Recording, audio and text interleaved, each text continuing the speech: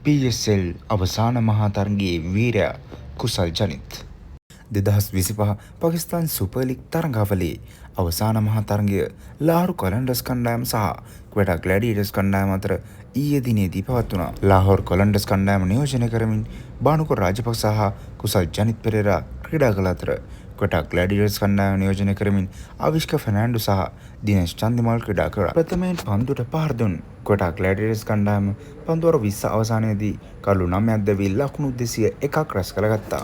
අවිෂ්ක ෆර්නෑන්ඩෝ පන්දු 22කින් ලකුණු 29ක් ලබා ගනිද්දී දිනේෂ් චන්දිමාල් පන්දු 13කින් ලකුණු 22ක් ලබා ගත්තා. පිළිතුරු ඉනිම ක්‍රීඩා කිරීමට පිටිට පිවිසි ලාහෝර් කොලන්ඩර්ස් කණ්ඩායමේ අංක 4 පිතිකරුවා ලෙස පිටිට පිවිසියේ කුසල් ජනිත් පෙරේරායි. ඔහු පන්දු 30කින් වේගවත් ලකුණු 62ක් ලබා ගැනීමෙන් කණ්ඩායම ජයග්‍රහණය කර අරගෙන ගියා.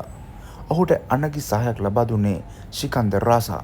ඔහු පන්දු 7කින් ලකුණු 22ක් රැස් කරගත්තා. බානුක රාජපක්ෂට රැස් කරගත හැකි වූයේ ලකුණු 14ක් පමණයි. ඒ අනුව අවසාන මහා තරගයේ වීරයා සම්මානය කුසල් ජනිත්ට හිමි වෙද්දී කුසල් ජනිත් ලාහෝර් කොලන්ඩර්ස් පිළ වෙනුවෙන් තීරණාත්මක අවසන් තරග 3ේදීම අති විශිෂ්ටයින් ක්‍රීඩා කිරීමට සමත් වීම කැපී පෙනුණා. ඔහු එලිමිනේටර් තරගයේදී පන්දු 24කින් ලකුණු 30ක් රැස් කළ අතර ක්වොලිෆයර් 2 තරගයේදී පන්දු 35කදී ලකුණු 61ක් ලබා ගත්තා.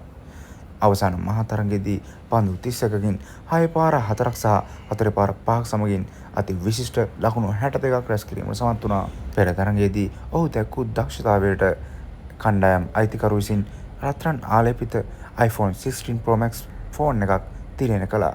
අනිවාර්යෙන් කුසල් ජනිත් මෙම අවසන් මහා තරගයේදී දැක්වූ දක්ෂතාවයටත් ඔහුගෙන් රත්රන් ආලේපිත තවත් iPhone එකක් ලැබෙනු ඇති.